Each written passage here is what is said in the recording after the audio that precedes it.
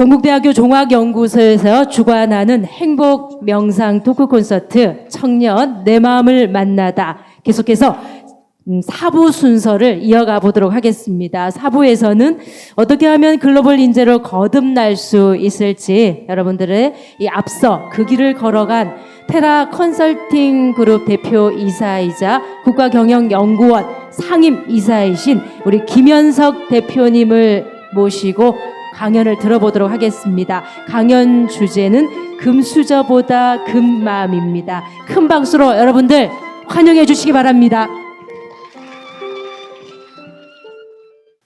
저는 어릴 때는 정말 부유한 금수저로 태어났습니다. 정말 부유한 집에서 태어났고 정말 부러울 것 하나 없는 집에서 태어나서 또 워낙 또 우리 부모님들이 베푸는 걸 좋아하시기 때문에 김장철이 되면 굉장히 수백 팩으로 들어서 동네 사람들하고 같이 나눠 드시고 또 명절에 되면 이렇게 나눠 먹는 그런 참 부유한 또 이렇게 넉넉히 주변과 나누는 집에서 태어났다가 제 초등학교 5학년 때 우리 아버님, 어머님께서 있는 부동산을 다 처분해서 사업을 벌리시다가 제 중학교 1학년 때 사업이 망하게 됩니다. 그래서 금수저에서 완전 흙수저로 전락하게 됩니다. 그때 제가 막내인데 제 위로 나이가 좀 차이가 좀 있습니다. 그 제 위로 있는 분들은 출가를 했거나 또는 대학에 다니고 이미 자기 삶의 기반을 잡은 상태였고 유일하게 좀 자리 기반을 못 잡고 이렇게 이성 소위 말해서 아직까지 뭔가 이 철이 들던 이런 상태 갑자기 금수저에서 흙수저로 바뀌어서 자기 빈 껍데기 부채 다 정리하고 나면 아무것도 없는 집안에 중학교 1학년 생활을 하게 됩니다. 도대체 어떻게 살아야 되는지 정말 막막한 상황이었고 집에 돌아오면 그 아버님이 사업이 망하셔가지고 정신적으로 좀 이렇게 좀 지쳐 계신 상태라 그 아버님 돌보면서 그런 생활을 이제 중학교 생활을 보냅니다. 그러다가 고등학교 1학년 때 이제 급기야 아버님께서 정말 저를 사랑하고 아끼시는 아버님이 돌아가십니다. 세상에 그때는 이제 세상에 저 혼자만 남겨진 세상에 그 누구도 가장 저를 소중하게 아껴주셨던 분이 떠나시고 세상에 저 혼자만 덩그리 놓인 그런 느낌이었습니다. 그런 고등학교 생활을 겪고 대학에 들어가서 이런저런 또 저는 소위 말하는 스카이 대학에 들어가고 싶었습니다만 어쨌든 이런 몸도 아프고 그런 좀 우여곡절이 좀 있었습니다. 그래서 원하는 대학에 가지는 못했습니다. 그래서 어중간한 대학에 들어갑니다. 중위권 대학에 들어가서 대학 생활을 하고 그때도 역시 여기 청년들도 아마 고민을 하고 있을 겁니다. 저 역시 과연 취업은 제대로 할 수 있을까? 내가 삶은 어떤 삶이 주어질까? 고민은 여러분들과 똑같은 고민을 하는 대학 생활을 거쳐서 제가 사회생활을 하게 됩니다. 대학원까지 졸업하고 사회생활을 하게 되고 그 사회생활의 첫 걸음은 경영 컨설턴트로 90년부터 제가 사회생활을 하다가 여러분 아시겠지만 97년도 IMF 경제위기가 왔지 않습니까? 그 경제위기가 오면서 그 당시 대통령이 김대중 대통령이었는데 우리나라의 초유의 경제위기 상황이었기 때문에 민간에서의 최고의 전문가와 공무원들 중에 또 최고의 공무원들을 뽑아서 민관 합동의 별동대를 만듭니다. 그래서 IMF 경제위기 극복을 위한 컨트롤 타워를 만드는데 그게 일명 제2의 청와대로 불리기도 했습니다만 이름은 기획예산위원회고 사실 청와대와 같은 기능을 합니다. 거기에 저도 1차로 민간의 전문가들이 8명이 이제 선발이 되어 가는데 저 역시 그 8명 중에 한 명으로 유일하게 비서울대 어중간한 중위권 대학에 그리고 진짜 흙수저 중에 흙수저인 제가 그 8명 중에 한 명으로 들어가서 대통령 밑에서 5년 공직 생활을 하고 나와서 한양대에서 연구교수로 좀 있다가 그 당시 뜻한 바가 있어서 그 IMF 경제위기를 제가 그 몸소 현장에서 직접 겪으면서 제가 세운 뜻이 2가지가 있습니다. 2번 다시 우리나라의 이런 경제위기 어려움이 우리 국민들이 겪게 하지 않기 위해서 누군가는 미리 그 준비를 하고 대응을 하기 또 예방하기 위한 그런 컨텐츠를 만드는 조직. 미국으로 말하면 브루킹스 헤리티지. 미국만 해도 수십 개의 싱크탱크가 있습니다. 우리는 정말 중립지대에서 오직 국가의 미래만을 연구하고 있는 그런 싱크탱크가 없습니다. 그런 싱크탱크를 만들어야 되겠다. 그리고 또 한 가지, 청년들, 인재를 키워야 되겠다. 그런 꿈을 제가 98년도에 대통령 밑에 제가 선발대에 가면서 그 IMF 현장에서 그런 걸 겪으면서 제가 세운 뜻을 세웠고 98년도에 그 뜻을 세워서 지금도 그 일을 하고 있습니다. 그래서 사단법인 국가경영연구원은 바로 브루킹스와 헤리티지 같은 싱크탱크 기능을 하고 있고 테라 컨설팅 그룹은 주로 청년들 중심으로 사람들을 뽑아서 키워서 주로 경영 컨설턴트로 키우고 그다음에 그걸 기반으로 우리 청년들도 키우면서 동시에 우리나라 공공부문에 또 민간부문에 이런 여러 가지 경험들을 전수하는 그런 컨설팅 비즈니스를 하고 있는 그런 사람입니다. 간단하게 5분 약속했는데 조금 넘었습니다만 제 간단한 소개를 좀 드리고 그 과정에서 정말 우여곡절이 많았는데 그건 여러분들이 혹시 질문이 있으면 질문 속에서 답변을 드리도록 하겠습니다. 간단하게 제 소개를 했고요. 혹시 우리 듣고 싶은 저한테 혹시 오늘 이 자리에 오셔가지고 아마 처음부터 계신 분도 계시고 아니면 중간에 오신 분도 계시겠지만 혹시 이런 이야기는 내가 꼭 오늘 이 자리에 듣고 싶었는데 이 이야기를 못 들어서 아쉽다. 또는 저한테 당신의 어쨌든 그런 삶 속에서 궁금한 게 있다든지 있으시면 제가 답변 형태로 말씀을 드리도록 하겠습니다. 혹시 저는 76년도에 이 학교에 입학을 했고 80년도에 졸업한 졸업생입니다. 이제 저도 이제 나이도 좀 먹고 그랬는데 사실 우리나라 현실이 이렇게 얘기하면 어떨지 모르겠지만은 결혼은 금수저 은수저까지만 하고 애는 금수저까지만 낳고 나머지는 대충 살아야 되지 않느냐 이런 고민도 좀 하거든요. 이제 많이 고민을 하셨다 그러니까 우리나라가 이걸 극복해 나갈 어떤 자산이 있는지 방법이 있는지 그런 걸 좀 여쭙고 싶습니다. 그럼 대통령께서 답변을 하셔야 될.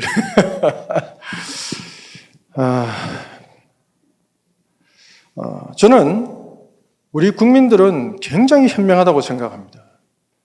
제가 김대중 대통령 밑에 이제 선발이 되어 가서 1차로 들어가서 쭉 경험을 하면서 느낀 점이 있습니다. 우리 국민이 정말 현명하구나. 그 당시에 그래서 이 국민의 힘으로 사실 누가 했겠습니까? 1년 안에 IMF 경제위기 극복이라는 것은 다 대통령의 공약일 뿐 과연 1년 안에 극복할 수 있을까라고 다들 회의적인 생각을 가졌지만 1년 안에 극복을 했습니다. 문제는 계획입니다. 마음을 모으는 거죠. 정말 한 방향으로 마음을 모으고 그 방향으로 뜻을 생각들을 모아서 할 수 있는 그런 계기만 만들어지면 우리 국민들은 얼마나 어떤 어려움이든 극복할 수 있는 역량과 잠재력을 가지고 있다고 생각을 합니다. 그런데 지금 현재는 그 마음이 모아지지 않고 있죠. 서로 갈라져 있습니다. 제가 이런 질문을 청년들한테 많이 받습니다. 이런저런 대표님, 이럴 때 우리 청년들은 뭘 해야 됩니까? 우리 대학생들은 뭘 해야 됩니까? 이런 질문을 굉장히 많이 받습니다. 저는 항상 그런 이야기를 합니다. 지금 현재를 보지 말고 현재 갈라져 있는 그 분열에 갈등에 그 부분을 보지 말고 우리가 이 시점에 어떻게 해야 이걸 할 수 있냐, 내 위치에서 뭘 해야 되는지를 내 자리 위치에서부터 한번 짚어보자. 청년들은 청년다워야 되고 지식인들은 지식인다워야 됩니다. 정치인들은 정치인다워야 됩니다. 가르치는 사람들은 가르치는 사람다워야 됩니다. NGO는 NGO다워야 됩니다. 각자 자기 위치에서 자기 주어진 직분이 있습니다. 주어진 미션이 있습니다. 사명이 있습니다.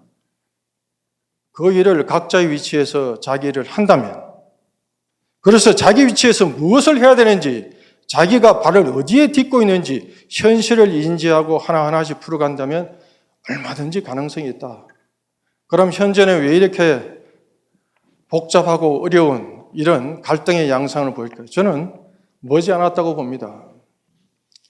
우리 현명한 국민들이 더 이상 이게 분열이 되어서 이렇게 갈라지는 작금의 현실을 용서하지 않을 겁니다. 그리고 갈등을 조장하는 사람들 더 이상 용서하지 않을 겁니다. 때가 되면 그런 마음들을 모아줄 수 있는 계기를 만들어질 거다. 왜? 우리 대한민국 국민은 다릅니다. 저는 그걸 현장에서 지켜봤던 사람이기 때문에 단언코 그렇게 말씀드릴 수가 있을 것 같습니다. 조금의 답변이라도 되었습니까?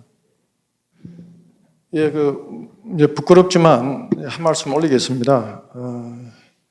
저 중학교 때 갑자기 제가 초등학교 때 전교 1, 2등씩 하고 또 어린이 회장도 하고 이러다가 중학교 때 갑자기 이제 어려움을 겪으니까 참 혼론기였습니다. 마음을 어디에 둘 데도 없고 어디에 누구하고 상의할 데도 없고 왜 위에 뭐 누나 형이 있지만 나이 차이가 많고 그리고 또 아버님은 정신적으로 굉장히 지쳐 계시고 그렇다고 뭐 상의할 데가 없더라고요. 그래서 참 한 1, 2년 동안을 그 학교에서 오면 밖으로 참 많이 이렇게 돌아다닌 것 같습니다. 혼자 친구들하고 어울리기도 하고 이래저래 하면서 이런 생각이 저도 왜 그렇게 들었는지는 모르겠습니다만 어느 순간 마음속에서 이것이 너한테 총 무슨 계기가 될 것 같은 그런 뭔지를 모르는 마음속에서 무슨 메시지 같은 게 조금씩 올라왔습니다. 그 결정적으로 올라왔던 게 아버님 돌아가실 때입니다. 아버님 돌아가신 건 전전 하늘이 무너지는 느낌이었습니다. 왜? 이 세상에 유일하게 저를 지지해 주셨던 분입니다. 좀 저희 가정사입니다만 저희 어머님은 저희 형님 편이었고 저희 아버님이 이제 근데 남성 여성 하면은 여성의 힘이 세지 않습니까? 경제권을. 그렇기 때문에 우리 아버님이 저를 지지해 주셨는데 우리 아버님이 힘은 약했고 더군다나 사업이 망하시면서 이제 정신적으로 좀 그러셨고 이제 그러면서 그나마 저를 가족 내에서 유일하게 저를 믿어주시고 이끌어 주셨던 분이신데 돌아가시니까 저는 하늘이 무너진 느낌이었습니다. 그래서 제가 아버님 그곡을 하면서 눈물이 정말 닭똥 같은 눈물이 이렇게 흘러내리면서 어느 순간 갑자기 눈물이 떡 맺어지면서 속에서 이런 메시지가 나옵니다. 이거는 보약이야. 보약은 쓰지. 그런데 너한테 나중에는 이게 약이 될 거야. 라는 누가 이야기하는 건지도 모르겠는데 참 이게 도대체 뭐지? 누가 이야기하는 거야? 이게 도대체 뭐야 이게? 그래서 진짜 농담이고 그 순간에 눈물이 뚝 끊겼습니다. 눈물이 더 이상 흘러나질 않았습니다. 근데 이게 뭐지? 그리고 좀 있으니까 이런 이야기가 나옵니다. 이 세상에 믿을 건 너밖에 없다. 너를 믿고 살아. 도대체 지금 누가 하는 소리인지. 그런 마음속에서 계속 그런 게 올라왔었습니다. 올라오면서 그래서 도대체 이 소리의 실체, 이 메시지의 실체는 뭘까라는 것을 제가 숙제로 갖고 고등학교 때 굉장히 많은 철학책을 봤습니다. 공부 안 하고 철학책을 보고 도대체 누가 이런 소리를 했는지, 누가 이런 말을 했는지 찾게 됩니다. 그런 찾는 과정 속에서 저는 기독교도 경험을 했고요. 캐톨릭도 경험을 했습니다. 또 마침 집 앞에 성당이 있었기 때문에 머리 아플 때마다 가까운 성당에 가서 머리를 정리하고 했었습니다.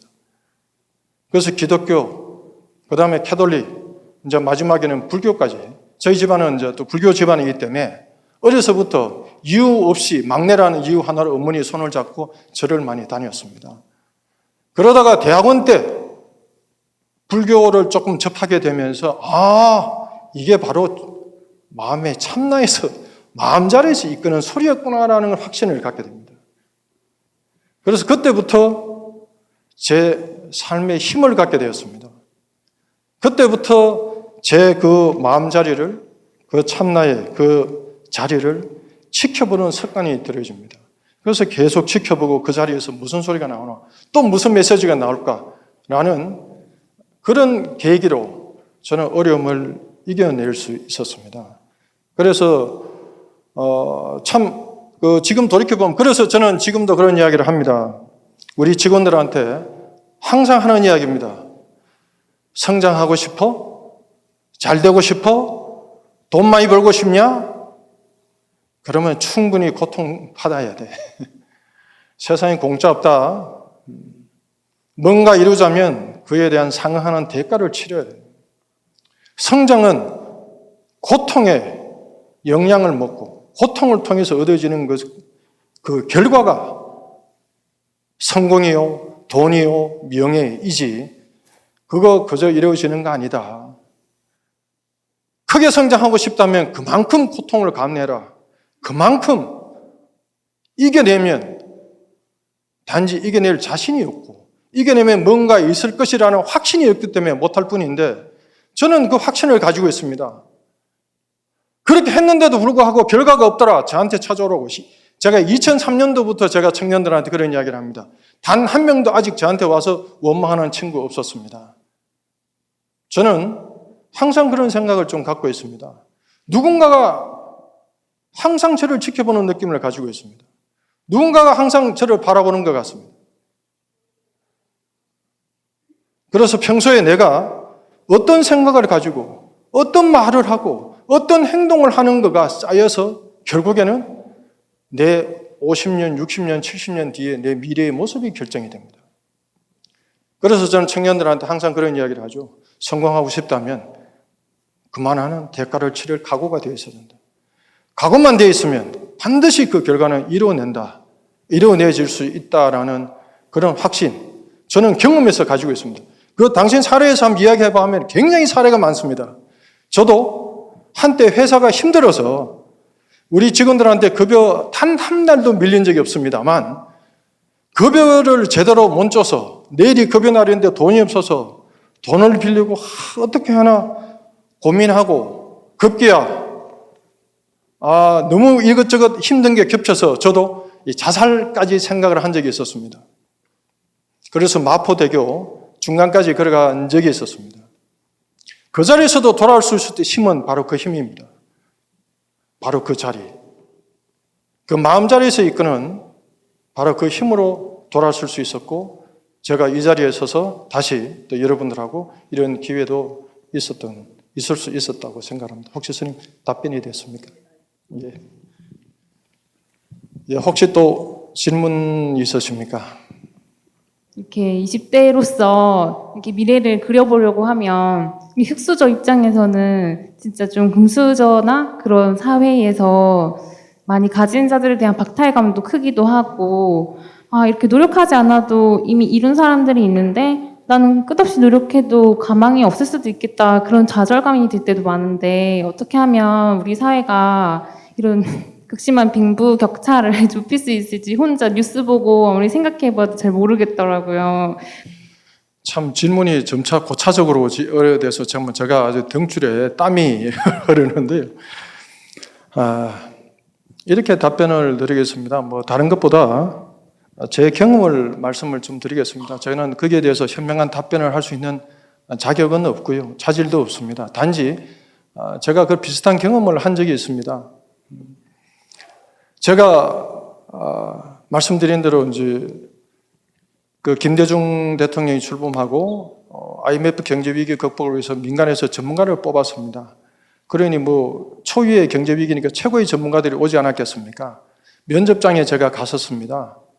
면접장에 갔더니 엄청난 자괴감을 그리고 이게 선생님 질문하신 거와 똑같이 흑수저 중에 흑수저고 대다수는 금수저였습니다. 한 10여 명 모였는데 이래저렇게 명함 주고 이야기 나누는데 저 같은 사람은 한 명도 없었습니다. 어깨가 내려가기 시작합니다. 내가 여기 왜 왔을까? 저는 저 자신을 굉장히 믿고 저 자신이 이렇게 그 힘으로서 이 어려움을 극복했지만 정말 금수저 중에 금수저, 정말 잘 나가는 금수저라기보다는 스펙이 뛰어나다 해야죠. 그분들이 금수저인지는 알 수는 없지만 그 당시 기준으로 보면 스펙이 빵빵한 사람들이었고 저는 스펙이 정말 하잘것없는. 그래서 면접장에서 끝나고 와서 이제 집에 오니까 이 자괴감, 마음이 무지 너무너무 힘들고 불편했습니다. 차라리 가지 말걸. 왜 그 자리에 가서 그나마 그동안에는 내 주변에서는 내가 그래도 좀 좀 하네라는 자신감을 갖고 살았는데 거기 가보니까 제 자신이 너무 보잘것없고 하찮았습니다. 그래서 이 마음을 다스릴 길이 없습니다. 그러다가 제가 평소에 존경하는 어떤 스님을 찾아뵈었습니다. 찾아서 인사를 떡 올렸더니 그 스님이 저한테 하시는 말씀이 질문은 하지도 않았습니다. 저를 떡 쳐다보더니 웃으시더라고요. 그래서 질문을 했죠. 제가 이렇게 여차차해서 마음이 이렇게 듭니다. 이렇게 했더니 그 스님 말씀이 이런 말씀을 하시더라고요. 이런 힘들 때 대통령 옆에 대개 같은 사람이 한 명은 있어야지라는 말씀을 하셨습니다. 저는 그 소리가 무슨 소리인지 몰라 눈을 두리뭉거리고 무슨 소린가 눈만 끔뻑끔뻑하고 있었습니다. 그렇게 이해를 못하는 것 같으니까 그분이 이런 말씀을 해주셨습니다. 대통령 옆에는 주로 어떤 사람들이 있을까요? 제가 어떻게 합니까? 가보질 않았는데. 대통령 옆에는 권력 주변에는 그 권력을 바라지향하는 사람들로 가득 차 있다. 거기에 국민만을 생각하고 사심 없이 일할 수 있는 당신 같은 사람 한 명은 있어야 되지 않나. 이런 말씀을 주십니다. 그래서 인사하고 내려옵니다. 내려오면서 생각을 해봅니다. 이 말씀이 도대체 무슨 말씀입니까? 제가 과연 그 자격이 된다는 말씀은 아니었다고 저는 생각을 합니다. 지금도 그렇습니다. 하나의 방향을 제시해 줬죠. 제시해 주셨죠. 만약에 그 자리에 간다면 어떤 마음으로 해야 되는지 방향을 주셨습니다. 그 다음부터 제 자신을 돌아봅니다. 과연 제가 거기에 그런 일을 할 수 있는 정도의 사람일까? 거기에 그런 자리에 주어졌을 때 그런 걸 할 수 있는 마음을 가지고 있는 사람일까? 준비가 된 사람일까? 저만 제 내면만 봅니다. 그러니 어느 순간에 시간이 지나니까 그 불안한 마음은 싹 사라졌습니다. 그 다음부터는 그렇게 당당할 수가 없었습니다. 그래. 그런 자리가 주어지면 그런 마음으로 할 수는 있는 사람이야. 나는 준비는 덜 되어 있지만 그런 마음이 자리가 주어진다면 그렇게 할 수는 있는 사람이야. 가면 갈수록 제 속에 나와 대화를 합니다. 가면 갈수록 그 기운이 세졌습니다. 어느 순간에 이런 생각까지 듭니다. 나 같은 사람 데려가지 않으면 너것들 손해지. 연락 올려면 오고 말려면 말아. 잊어버립니다. 그냥 일을 하고 있습니다. 어느 날 전화가 걸립니다. 오라고. 합격했다고. 그래서 대통령 밑에 들어가게 됐습니다. 그런 마음으로 지금도 살고 있습니다. 그래서 저는 금수저, 흑수저가 중요한 게 아닙니다. 스펙이 중요한 게 아닙니다. 비슷한 예를 하나 들죠. 우리 회사에 지방대학의 학생이 알바를 한 적이 있습니다. 이 친구가 저한테 떠나면서 저는 항상 저희 직원들이 들어오면 알바든 누구든 우리 회사에 오면 누구든 술을 차를 한잔하면서 대화를 나눕니다. 그 친구가 떠나면서 저한테 이런 질문을 합니다. 대표님, 저는 스펙도 좋지 않고요. 전 대표님 계신 이런 회사에서 일을 하고 싶은데 제가 제 자신을 돌아봐도 지금 스펙이 안 돼서 여기 들어올 수 없을 것 같아요. 저는 어떻게 해야 되나요? 질문을 합니다.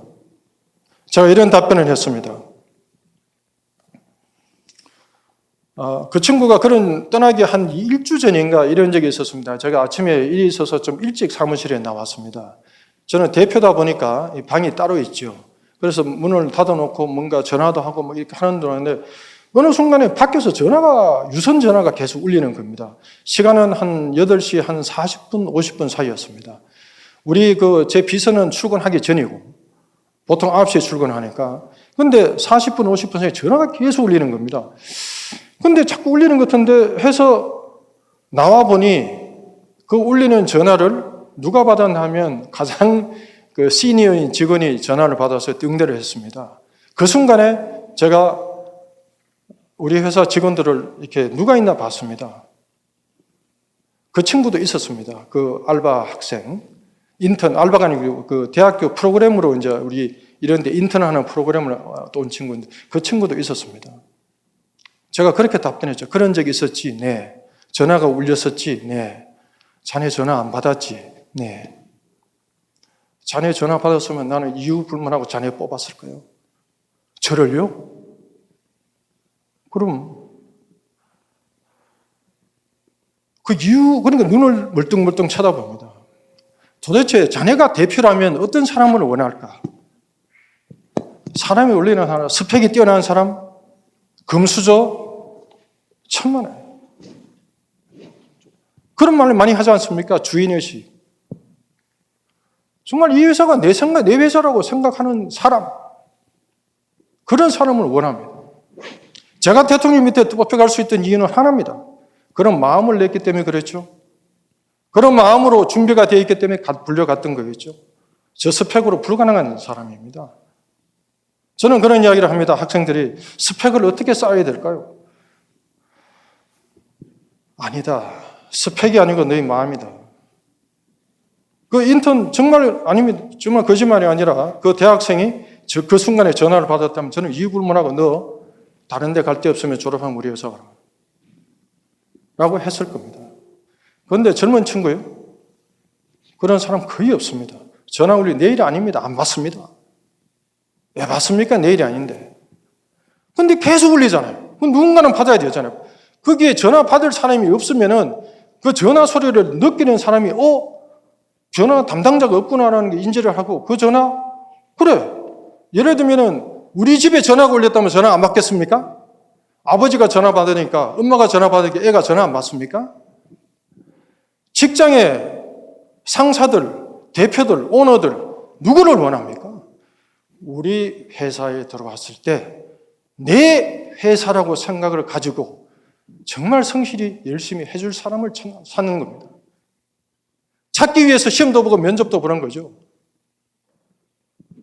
물론 정말 난이도가 있는 이런 부분에 거기에 대한 지식이, 전문 지식이 있냐 테스트는 해야 되겠죠. 하지만 마지막 결정적인 순간에는 바로 이 친구가 저도 공기업에 그 면접관으로 가끔 불려가는 적이 있습니다. 실제 그런 걸 봅니다. 정말 똘똘한 친구입니다. 그런데 보면 스펙도 뛰어나요. 그런데 저 친구 오래 있을 것 같지가 않아요. 안 뽑습니다. 스펙 쌓아주러 왜 뽑습니까? 그래서 저는 금수저, 흑수저 문제가 아니라 저는 마음입니다. 그래서 저는 금수저가 아니라 그 마음이라고 하는 겁니다. 여러분들이 어떤 마음을 쓰고 사느냐, 매 순간, 매 초, 그 마음에 따라서 여러분들의 인생은 바뀝니다. 저는 그걸 경험한 사람입니다. 정말 많은 우여곡절을 겪으면서 저는 그거를 몸으로 실제 체험한 사람이고 제가 오늘 이 자리에 서 있는 것 역시 그 마음으로 인해서 이 자리에 서 있고 조금의 이런 경험이라도 여러분께 말씀 올릴 수 있는 기회를 가질 수 있게 된 겁니다. 지식도 아니고 스펙도 아니고 그 무엇도 아닙니다. 바로 마음입니다. 저는 그거를 혹시라도 여러분들은 뭐 다른 기회에서 정말 네 삶에서 그걸 한번 이야기해보라고 하면 정말 저는 입증할 수 있는 자료가 많습니다. 혹시 답변이 됐습니까? 예. 감사합니다.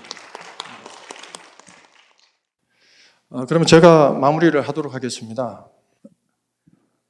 저는 정말 가장 힘들었던 시기가 저는 중학교 시절이 참 힘들었고 그 다음에 또한 가장 힘들었던 시기가 있습니다. 바로 그 시기가 이제 제가 뜻을 세우고 제가 오늘 이 자리에서 제가 지금 국가경영연구이라는 싱크탱크를 만들고 거기에서 청년들을 키우고 2003년도부터 지금까지 해올 때 다른 분으로부터 10원짜리 하나, 1원짜리 하나 도움 받은 적이 없습니다. 저는 돈 많은 사람 아닙니다. 저는 가진 거라고니 몸뚱아리밖에 없는 사람입니다. 스펙도 뛰어난 사람이 아닙니다. 가진 것도 별로 없습니다. 그런데 뜻을 세운 대로 지금 살고 있습니다. 그리고 최근 몇 년부터는 주변에 사람들이 모이기 시작합니다. 그리고 자발적으로 기부금도 냅니다. 그래서 조금씩 여유가 생기고 있습니다. 제가 처음에 2003년도에 공직에서 나와서 이런 걸 해보겠다고 했을 때 다 비아냥거렸습니다. 두 가지 유형으로. 돈이 그렇게 많어? 그렇게 많으면 뭐 한번 해볼 수는 있겠지. 엄청나게 한 100, 집안의 재산이 한 100억 대는 되나? 이런 분들. 또 어떤 분은 이런 이야기를 합니다. 기껏 과장급 하다가 물론 센 데 있었지만 정말 센 조직에 있었지만 기껏 과장 몇 년 했던 친구가 나와가지고 장차관 출신 훌륭한 사람들도 나와가지고 못하는 일을 네가 한다고? 네한테 누가 돈 줄 것 같아? 네한테 누가 힘을 실어줄 것 같아? 다 비아냥거렸습니다. 다 미쳤다고 그랬습니다. 그런데 그때도 저는 믿는 구석이 하나 있었습니다. 제 마음입니다. 뜻을 세우고 정말 이루어질 수 있다는 마음을, 믿음을 가지고 살면 그동안에 이루어지지 않은 게 없었습니다. 사실 저는. 정말 객관적으로 보면 이루어지기 어렵지만 그 어려운 여건에서도 하나씩 이루어왔던 사람. 그런 경험이 있었기에 뜻을 세우고 이때까지 그렇게 해왔는데 안 될까? 할 수 있을 것 같아요. 해보지 뭐. 잘하지는 못하지만 그래도 그 뜻을 세운 대로 흉내를 내고 있습니다. 그리고 뜻을 같이 하는 동지들이 많습니다. 그래서 저는 제목과 같이 여러분들께 그런 말씀을 육체적인 나이는 중요하지 않습니다. 저는 63년생인데요. 지금도 꿈이 있습니다. 청년들 할 때 물을 때 제 꿈도 계속 진화하고 있습니다. 그럼 어떤 친구는 그런 이야기 합니다. 아이고, 대표님, 나이가 몇 살인데 소년이나 꿈을 꾸는 거지. 천만에. 저는 죽는 그날까지 꿈을 꾸고 살 겁니다. 목표를 향해서 한 발 한 발 다가갈 겁니다. 그리고 뜻을 세우고 이루어질 수 있다는 자기 확신 속에 끊임없이 저는 그 마음자리를 믿고 의지하며 저는 한 발 한 발 갈 생각을 가지고 있습니다. 그 끝이 어딜지는 저도 모릅니다. 하지만 제가 뜻을 세웠던 뜻이 있습니다. 저는 정말 좋은 세상 만들고 싶은 꿈을 가지고 있습니다. 우리나라뿐만 아니라 우리의 경험들을 후발 개도국까지 전파해서 정말 인연이 닿는 그 나라의 국민들이 정말 좀 더 편안하게 조금이라도 더 나은 생활을 살 수 있는 그런 세상을 만들고 싶은 꿈을 가지고 있습니다. 그래서 제가 유엔의 친구들도 옆에 같이 참여해서 유엔하고도 이런저런 고민들도 같이 하고 있습니다. 그런 꿈을 가지고 살고 있고 또 믿고 그렇게 하루하루를 또 매 순간을 살고 있습니다. 그래서 저는 이 자리에서 여러분들께 다른 말씀 제가 올릴 건 없고요.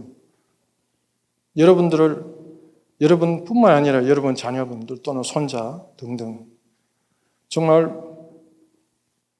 어느 누구나 소중하지 않는 존재가 없습니다. 사람 한 사람 다 존재의 이유가 있습니다. 충분한 가치를 가지고 있습니다. 믿지 못할 뿐이고 깨닫지 못할 뿐입니다.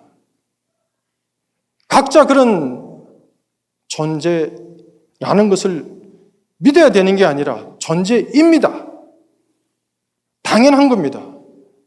저도 보잘것없는 사람이 이런 자리에 와서 이렇게 경험이라도 말씀 올릴 수 있는 기회가 주어지듯이 그래서 여러분들의 마음을 그 마음같이 믿고 그 마음자리를 떠나지 않고 살 수 있다면 그렇게 생활할 수 있다면 여러분들은 그 어느 누구보다도 행복하고 나은 삶이나 꿈을 이루어질 수 있다라는 것을 저는 감히 말씀을 올릴 수 있을 것 같습니다. 혹시라도 반론이 있으신 분, 혹시라도 문제가 있으신 분들 언제든지 저한테 오시면 제가 했던 경험들을 충분히 전달하고 그렇게 하도록 하겠습니다. 참 부족하고 배운 것 많지 않습니다. 예. 그리고 별로 좀 나은 것도 없는데 특히 여러 스님들 앞에서 참 이렇게 선이 정말 마음이 많이 떨리고 등에 사실은 땀이 많이 흐르고 있는데 하여튼 부족한 저한테 이렇게 기회를 주시고 또 끝까지 들어주셔서 감사드립니다. 자, 인사 올리고 물러가겠습니다. 감사합니다.